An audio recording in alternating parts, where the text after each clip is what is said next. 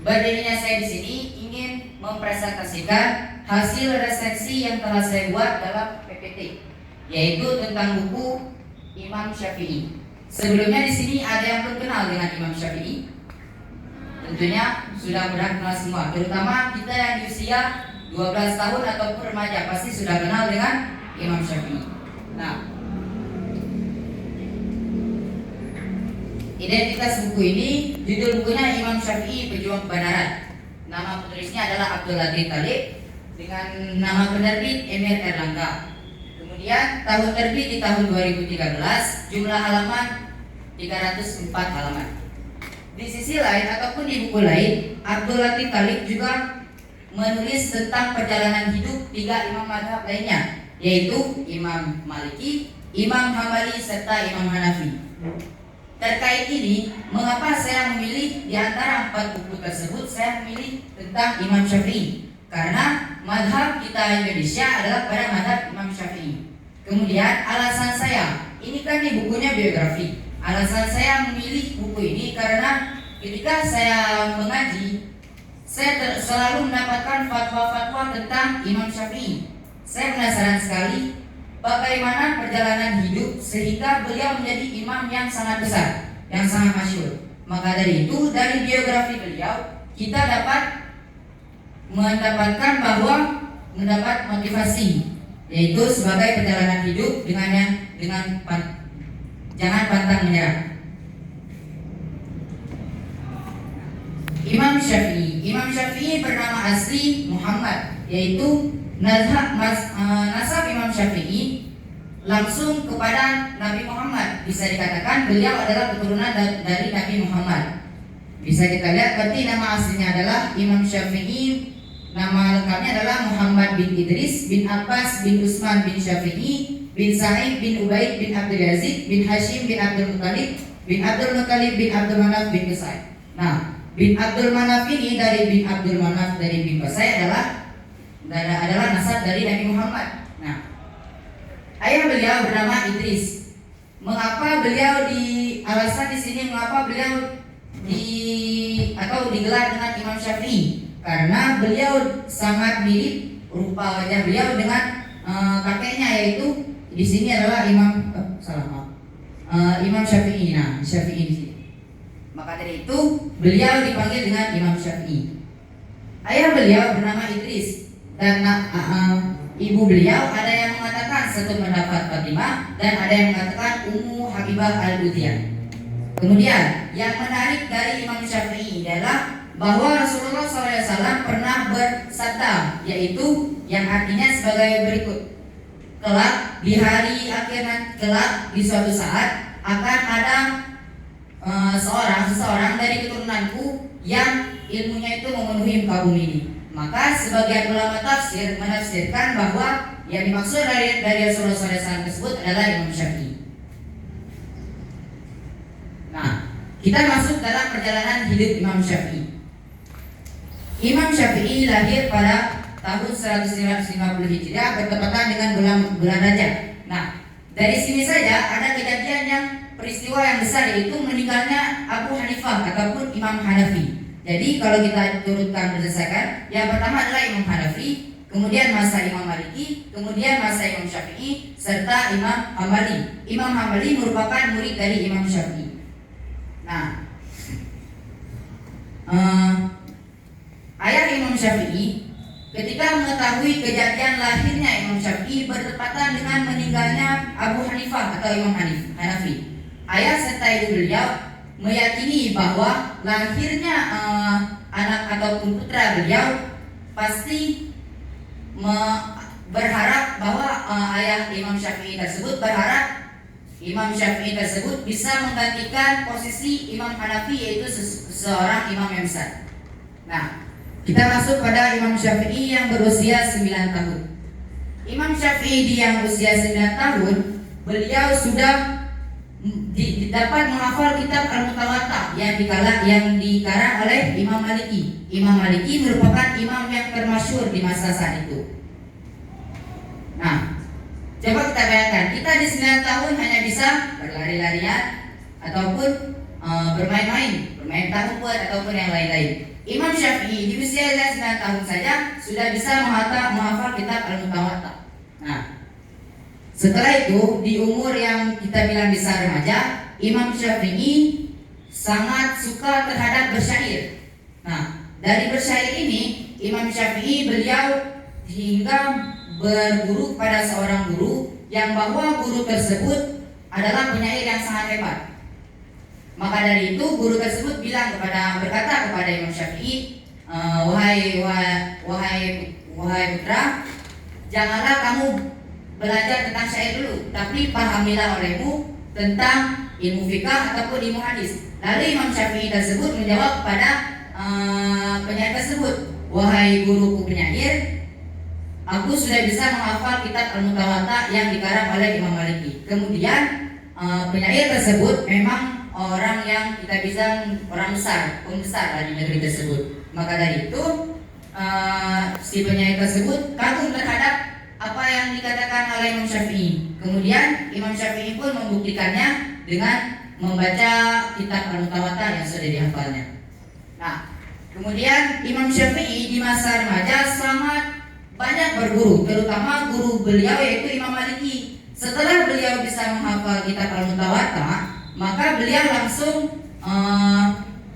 langsung datang kepada Imam Maliki. Nah, kejadian ini juga ada peristiwa yang unik. Di ketika Imam Syafi'i pulang dari yang guru menyair tadi, Imam Syafi'i pulang dengan rasa yang gembira. Sampai saking gembiranya, beliau ketika mengetok pintu ke dalam rumah dengan sangat keras.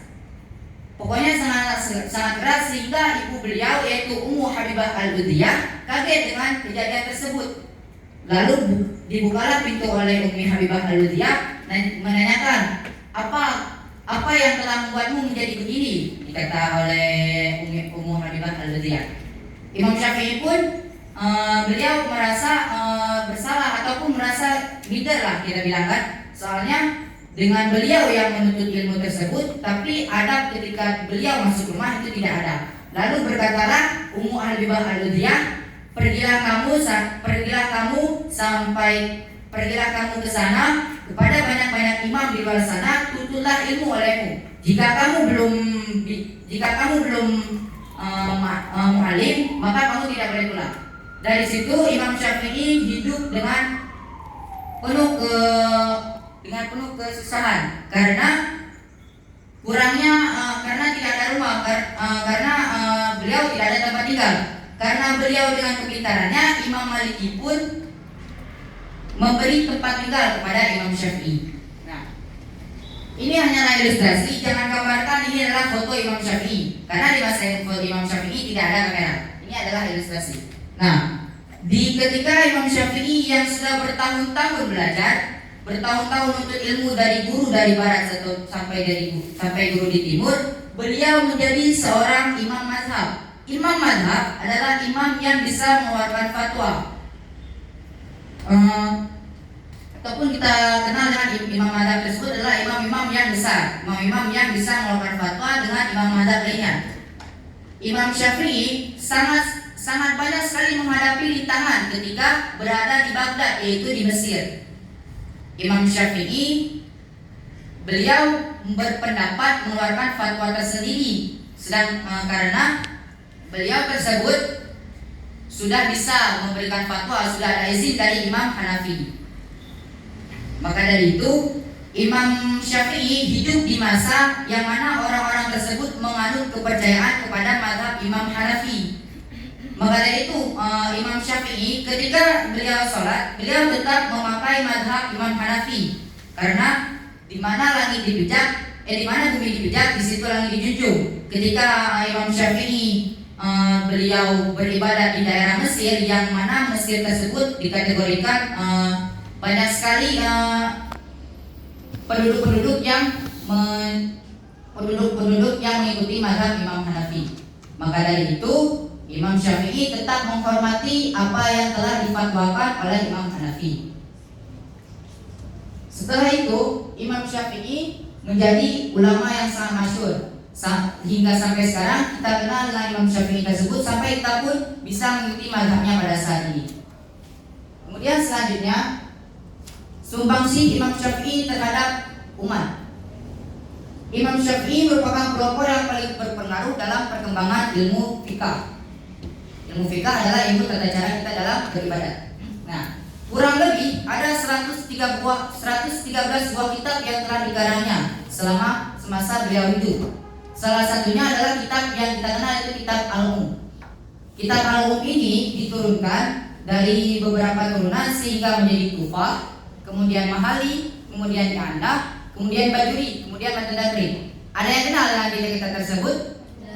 Nah, itulah jasa Imam Syafi'i terhadap kita pada saat ini. Coba seandainya kita bayangkan jika Imam Syafi'i tidak mengarang kitab tersebut, pasti kita akan jahil atau bodoh terhadap ilmu-ilmu fikah. Maka dari itu ilmu fikah mengajarkan kita tata cara beribadah. Kemudian sumbangsi Imam Syafi'i terhadap sumbangsi Imam Syafi'i yang kedua. Mazhab Imam Syafi'i merupakan mazhab yang dikategorikan mazhab yang mudah untuk diikuti. Salah satunya saya contohkan di mazhab Imam Hanafi, apabila kain yang terkena dengan najis ataupun hadas besar, najis lah kita bilang seperti air liur anjing, kain tersebut tidak boleh dipakai lagi, tidak boleh disucikan. Sedangkan di mazhab Imam Syafi'i, kain tersebut bisa disucikan dengan 7 kali tanah, 6 kali tanah liat dan 1 kali lagi tanah biasa. Nah, maka dari itu kita bisa dapatkan bahwa mazhab Imam Syafi'i tersebut memang mazhab yang mudah. Seandainya kalau ada kain yang harganya kita bilang mahal, kan gak mungkin kita buang karena memang sayang kita bilang kan. Tapi di mazhab Imam Syafi'i kita tetap masih bisa memakainya. Kemudian buku ini juga bercerita tentang Imam Syafi'i berpengaruh terhadap lahirnya seorang ulama-ulama hebat. Salah satunya adalah Imam Hambali, Imam Ahmad bin Hanbal. Beliau adalah murid dari Imam Syafi'i. Kemudian kelebihan dan kekurangan buku. Kelebihan buku di sini, buku ini mengambil pilihan kata yang inspiratif, yang artinya membuat si pembaca bisa bernalar kritis terhadap bahasa-bahasa yang disampaikan oleh si penulis. Kemudian buku ini juga sangat baik dalam menyampaikan isi cerita melalui penalaran yang dimiliki oleh si pembaca. Jadi kata-kata di dalam buku ini mengantarkan si pembaca untuk berpikir secara nalar yang kritis terhadap kata-kata ataupun yang disampaikan oleh si penulis ini. Kemudian kekurangan di sini, sebenarnya saya bukan membilang kekurangan di sini, tapi kita tidak boleh mengomentari hasil karya orang lain. Tapi di sini saya bilang bukan kekurangan, tapi saran yang lebih baik. Buku ini masih terdapat bahasa-bahasa Arab yang tidak diterjemahkan. Nah, kita ini orang Aceh wajar lah kita bilang. Memang kita hidup di dalam nuansa yang Islami, jadi memang nuansa Islami lah kita bilang. Seandainya buku ini dibaca oleh orang-orang Jawa ataupun Papua yang memang mereka orang Islam, pasti sulit untuk dipahami.